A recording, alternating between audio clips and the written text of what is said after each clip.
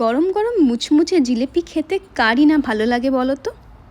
এই বিদেশে তো সেই মেলার দোকানের মতন জিলিপি পাওয়া যায় না, তাই আজকে নিজের হাতে একটা ছোট্ট চেষ্টা করলাম। তোমরাই দেখে বলো কেমন হয়েছে।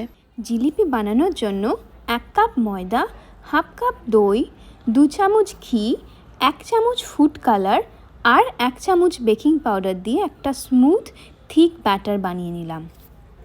ব্যাটারটাকে কভার করে রুম টেম্পারেচারে 6 থেকে 7 ঘন্টা ফার্মেন্টেশনের জন্য রেখে দিতে হবে। ফার্মেন্টেশনের পর ব্যাটারটা ফোমি অ্যান্ড স্ট্রেচি হয়ে যাবে। সিরাপের জন্য জলের মধ্যে 2 কাপ চিনি, 4টে এলাইচি, কিছু স্যাফরন আর অল্প ফুড কালার দিয়ে 20 মিনিট মতন মিডিয়াম ফ্লেমে ফুটিয়ে নিলাম। তোমরা খেয়াল রেখো সিরাপটা যেন একটু স্টিকি হয়। জিলিপিটাকে ফ্রাই করার জন্য ব্যাটারটাকে ভরে নিলাম পাইপিং ব্যাগে।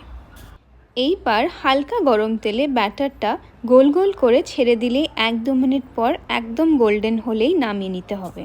এরপর জিলিপিগুলোকে ডিরেক্ট সিরাপে 30 সেকেন্ড রেখে তুলে নিলেই গরম গরম মুচমুচে জিলিপি রেডি। তোমরাও এই রেসিপিটা বাড়িতে ইজিলি ট্রাই করে দেখতে পারো। বাই।